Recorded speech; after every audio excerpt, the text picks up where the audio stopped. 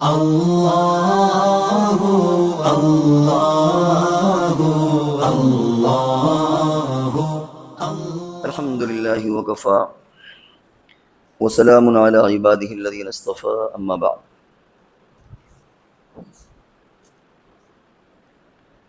یہ ذی الحجہ کی آخری تاریخیں ہیں اور 3-4 دن کے بعد یہ سال ختم ہو کر کے ایک نیا سال آتا ہے اور اسلامی کیلنڈر کے اعتبار سے ایک نیا سال شروع ہوتا ہے.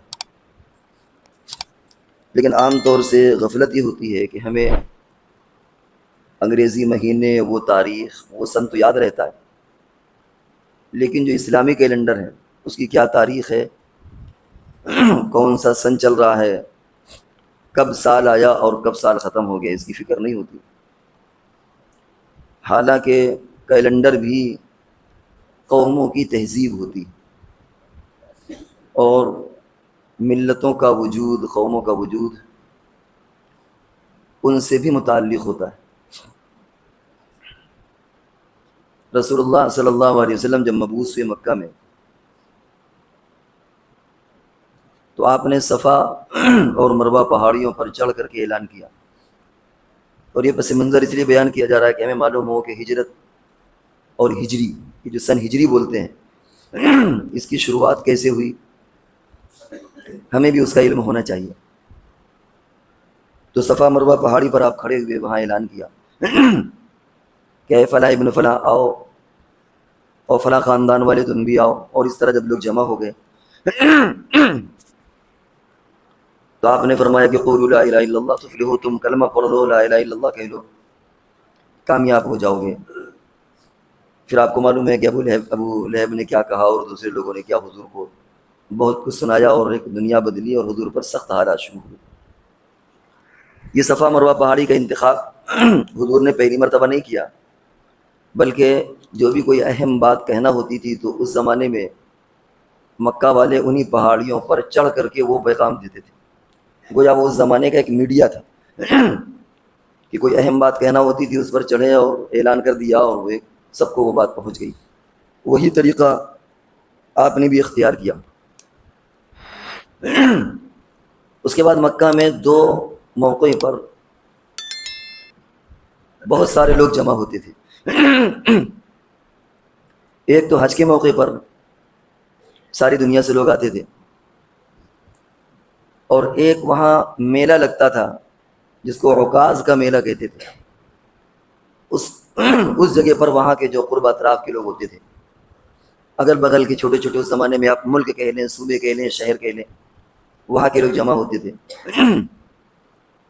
حج میں تو ظاہر ہے کہ عبادت ہوتی تھی، اگرچہ عبادت کے ساتھ بہت ساری خرافات ہوتی تھیں، لیکن بہرحال بیت اللہ کا ایک تقدس قائم تھا اور عبادت بھی ہوتی تھی. لیکن عکاظ میلے میں کچھ چیزیں ممکن ہے خرید و فروخت کی ہوں، لیکن غلبہ تماشے کا ہوتا تھا، سیر سپاٹا جیسے آج کل میلوں میں ہوتا ہے. تو حضور علیہ السلام نے ان دونوں موقعوں پر بھی جا کر کے لوگوں کو اللہ کا پیغام پہنچایا، حج کے موقع پر بھی، اور عکاظ کا جب میلہ لگتا تھا تو ان میں بھی لوگوں کے پاس جاتے فردن جیسا بھی موقع ہوتا اور ان کو اللہ کا پیغام پہنچاتے. معلوم یہ ہوا کہ اگر ہم کہیں پر اللہ کا پیغام پہنچا سکتے ہیں، ہمیں اپنے ایمان پر بھروسہ ہے. بھروسے سے مراد یہ کہ ایسا نہ ہو کہ ہم بھی جا کر کے انہی کے رنگ میں رنگ جائیں. تو ایسی جگہ پر جہاں خرافات بھی ہو رہی ہوں، اگر اللہ کا پیغام، دین کی بات ہم کہہ سکتے ہیں تو کہنا چاہیے. لیکن ملکی حالات اور وہ قانونی ضابطے وہ ایک الگ مسئلہ ہے. اگر کہیں پر ایسی چیزیں آڑے آتی ہیں تو پھر آدمی اسی جگہ پر نہ جائے. کہ سڑک میں کسی کی بارات نکل رہی ہے، کوئی ناچ رہا، آپ جا کر کے منع کرنے لگے، بے ملکی قانون اجازت دیتا، آپ کون ہوتے منع کرنے والے؟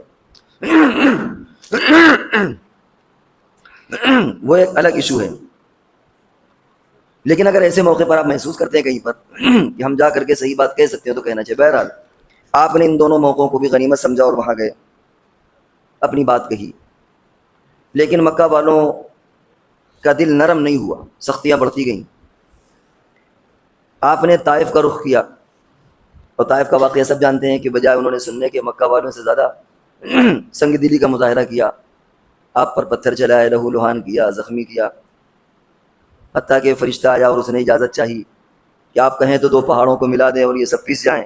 حضور نے فرمایا کہ اللہ نے مجھے رحمت للعالمین بنا کر بھیجا ہے، اگر یہ ایمان نہیں لائے تو ان کی آنے والی نسلیں ایمان لائیں گی۔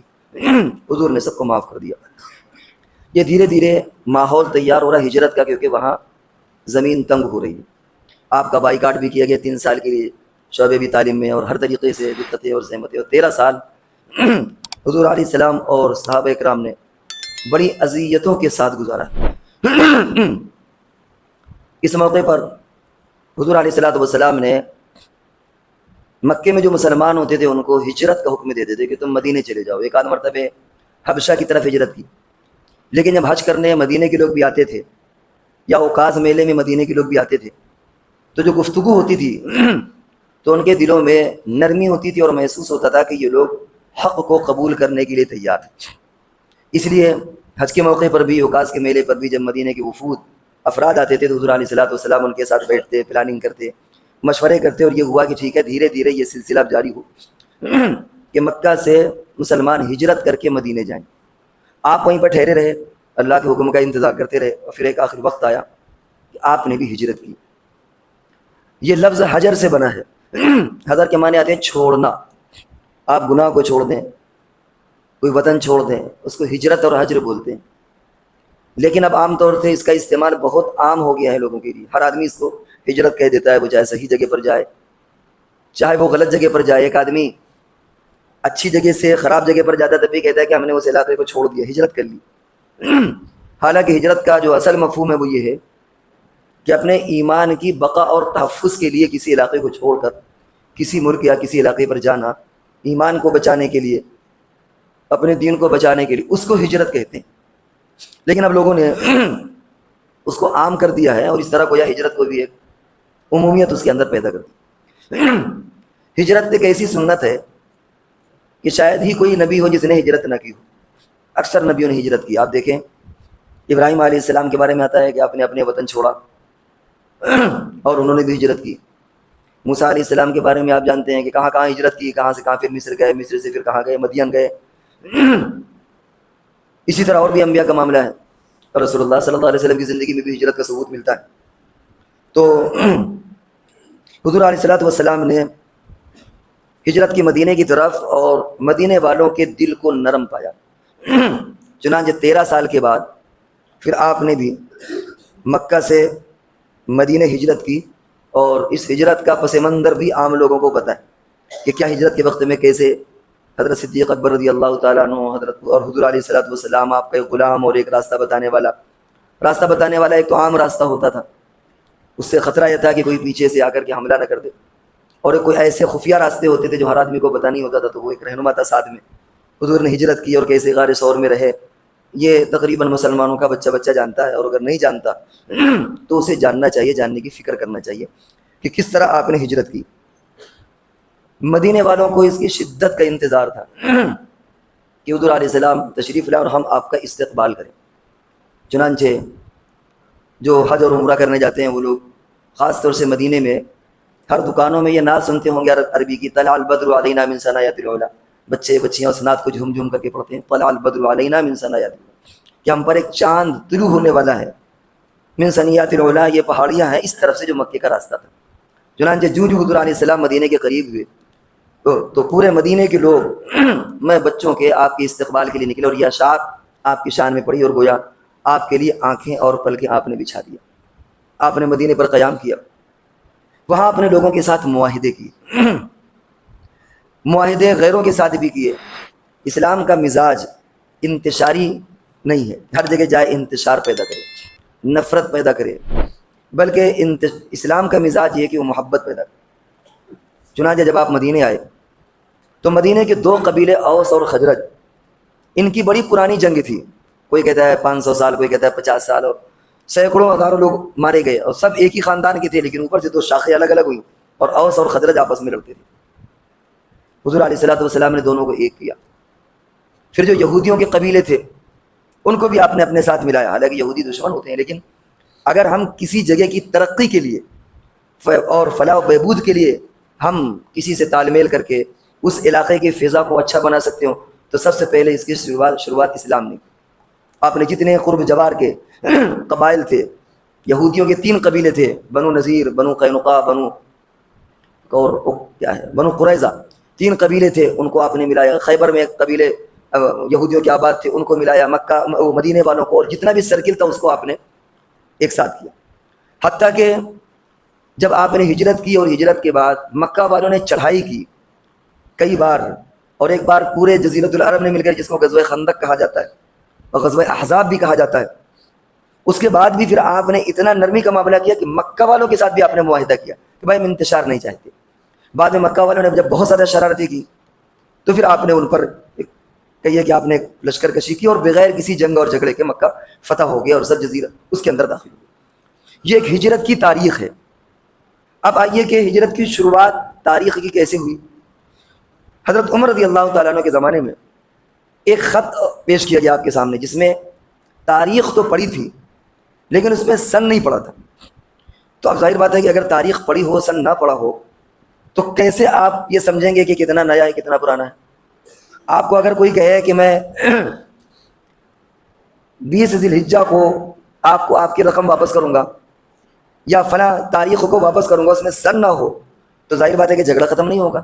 جب بھی آپ مانگیں گے آپ کہیں گے ابھی تھوڑی اگلے سال، اگلے سال، اگلے سال. تو اس طرح یہ معلوم نہیں ہوتا تھا کہ کتنی پرانا خط ہے، کتنی پرانی چٹھی ہے، کتنا پرانا یہ چیز روانہ ہوئی ہے، اس کا اندازہ نہیں ہوتا تھا. حضرت عمر رضی اللہ تعالیٰ عنہ نے سب کو بیٹھانا، مشورہ کیا کہ ایک ایسا معاملہ سامنے آیا ہے، اس میں ہم کیا کریں، کیسے سن کو متعین کیا جائے. اب ایک سن تو عیسوی چل رہا تھا، عیسیٰ علیہ السلام والا، لیکن جیسے کہ ہم نے شروع میں یہ بات کہی تھی کہ ہر کیلنڈر اپنے مذہب کی نمائندگی کرتا ہے اور اس سے تاریخ وابستہ ہوتی ہے. تو اب ظاہر بات ہے کہ عیسائی کیلنڈر کو تو نمونہ آپ نہیں بنا سکتے، لہذا یہ ہوا کہ اسلامی کیلنڈر ہونا چاہیے کیونکہ یہ بھی ہمارے قوم کی ایک شناخت ہو، ہماری ملت کی ایک شناخت ہو. تو اس پر سب نے اتفاق کیا کہ ٹھیک ہے. لیکن اب مسئلہ یہ آیا کہ کب سے اس کی شروعات کی جائے. اب اس کی شروعات کی موٹی موٹی شکلیں کیا تھی کہ حضور علیہ الصلوۃ والسلام جس وقت دنیا میں پیدا ہوئے اس سن کو معیار بنایا جائے. ظاہر بات اس سے زیادہ بابرکت اور کی چیز کہ حضور علیہ السلام دنیا میں تشریف لائے. بعض لوگوں نے رائے دی کہ جس وقت آپ کو نبوت ملی ہے اس کو معیار بنایا جائے، اور ظاہر ہے کہ اس سے زیادہ بابرکت کون سی چیز ہوگی کہ آپ کو نبی بنا کر کے عالم کا بھیجا گیا. حضرت علی رضی اللہ تعالیٰ عنہ نے رائے دی کہ نہیں، ہجرت کو معیار بنایا جائے، کیونکہ حضور علیہ الصلوۃ والسلام کی ولادت سب سے بڑی سعادت کی بات ہے، لیکن آپ کے لیے اس میں کوئی نمونہ موجود نہیں ہے، آپ کے لیے اس میں کوئی سبق موجود نہیں ہے. حضور علیہ الصلوۃ والسلام کی نبوت سب سے بڑی معراج ہے، لیکن آپ نبی بن گئے. وہ تعلیمات تو آپ کے لیے ہدایت ہے، لیکن محض آپ کا نبی بننا جب تک کہ آپ نے اپنا پیغام نہ پہنچایا ہو اس سے آپ کو کوئی فائدہ نہیں پہنچے گا. لیکن ہجرت ہر وقت آپ کو یاد دلائے گی کہ ہجرت سے اسلامی کیلنڈر کو شروعات کیوں کی گئی.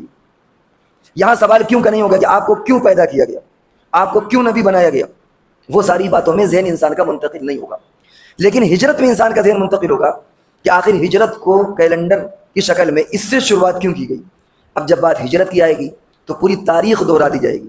اس میں حضور علیہ الصلوۃ والسلام کا پیدا ہونا بھی آ جائے گا، اس میں حضور علیہ الصلوۃ والسلام کا نبی بننا بھی آ جائے گا، اس میں مکہ کے 13 سال بھی آ جائیں گے، اس میں مدینے میں ہجرت کے حالات اور پس منظر بھی آ جائے گا، اور پھر ہجرت کے بعد جو مسلمانوں کو عروج ملا وہ بھی آ جائے گا.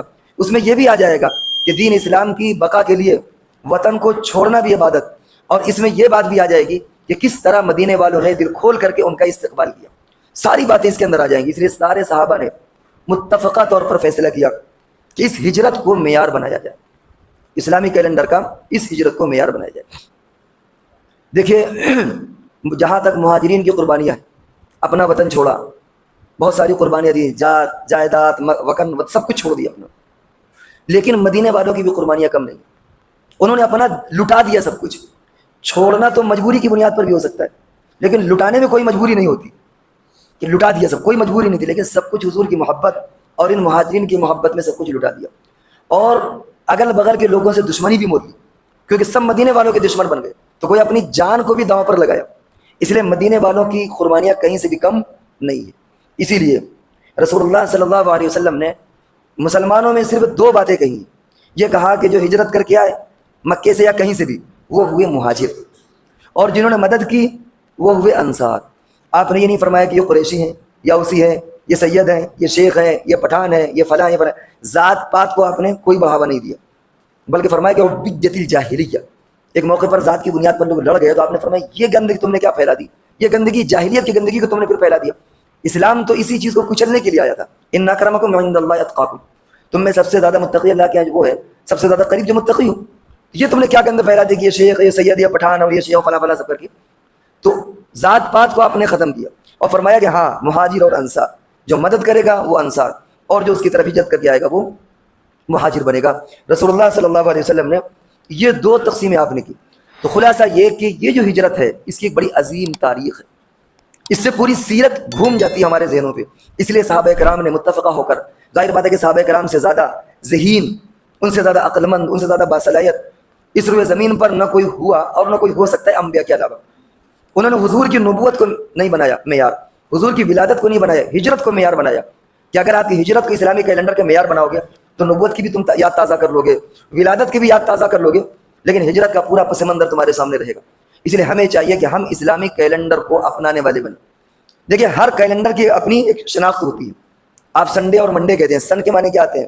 سورج، اور من چاند. یہ یونان میں ان دونوں سیاروں کی پوجا ہوتی تھی. بعض لوگ یا بعض موقع پر سال میں سورج کو پوجتے تھے اور بعض لوگ چاند کو پوجتے تھے. انہوں نے سنڈے منڈے کر دیا.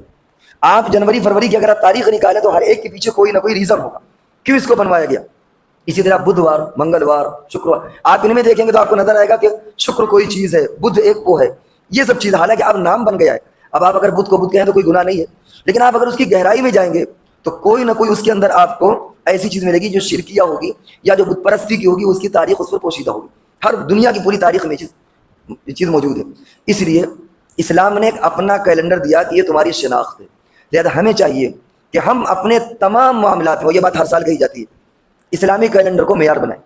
آپ کا اگر کاروباری لین دین ہے کوئی مسئلہ نہیں، آپ اس میں انگریزی بنا لیں، کیونکہ آپ نے اگر لکھ دیا تو آپ کی غیر مسلم پارٹی وہ کہے گی یہ کیا لکھ دیا ہے، بلا وجہ بات کا بتنگڑ بنے گا.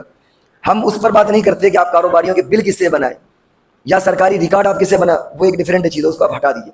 لیکن ہمارے آپ کے جو معاملات ہیں، وہ چاہے شادی ہو، نکاح ہو، ولیمہ ہو، کبھی کبھی لوگ ختنے میں بلا لیتے چلو بھائی آ جاؤ، کبھی کبھی اور بھی تقریبات ہوتی ہیں، مکان کا افتتاح، دکان کا افتتاح، نہ جانے کیا کیا چیزیں جو آتی ہیں، حج کی آج کل دعوتیں ہو رہی ہیں.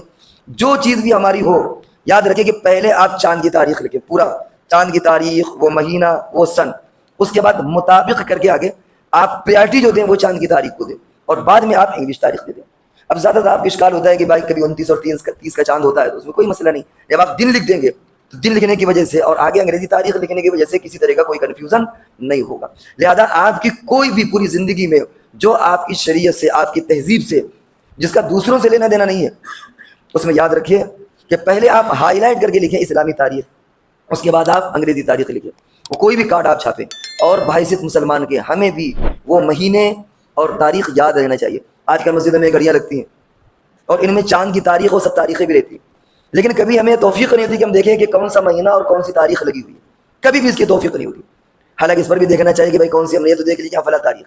تو اس لیے جب آپ مسجد آئیں ایک بار نظر ڈال لیں. آپ کو انگریزی تاریخ یاد رہتی ہے، لیکن اس پر بھی نظر ڈالتے ڈالتے آپ کو ذی الحجہ دیکھیے اوپر لکھا ہوا ہے ذی، اس کے بعد جون آ گیا. ہر مسجدوں میں عام طور سے یہ آپ 1 منٹ کے لیے کھڑے ہوں، نمازوں کے اگر ٹائم ٹیبل دیکھ رہے ہیں تو اس کے ساتھ ساتھ ایک نظر ڈال لیں کہ آج کون سی تاریخ ہے. آپ اپنی گھڑیوں میں سیٹ کریں. آپ اپنے واٹس ایپ پر صبح چاہے ایک میسج بھیج دیں، فلاں تاریخ ہے آج، فلاں مہینہ فلاں تاریخ ہے. اس طرح ہم انشاءاللہ اپنی اسلامک کیلنڈر کو زندہ رکھیں گے. آج الحمدللہ مدرسوں کی بنیاد پر یہ چیزیں زندہ ہیں. مدرسے والے اسی تاریخ سے اپنا نظام چلاتے ہیں، ورنہ اگر مدرسے والے نہ چلائیں تو یہ تاریخ بھی ختم ہو جائے. لیکن بحیثیت مسلمان کی ہماری ذمہ داری ہے کہ ہم اسلامی کیلنڈر کے ساتھ جڑے رہیں. یہ ہماری شناخت کا، یہ بھی ہماری شناخت کا ایک ذریعہ ہے. اللہ تبارک و تعالی ہم سب کو عمل کی توفیق عطا فرمائے.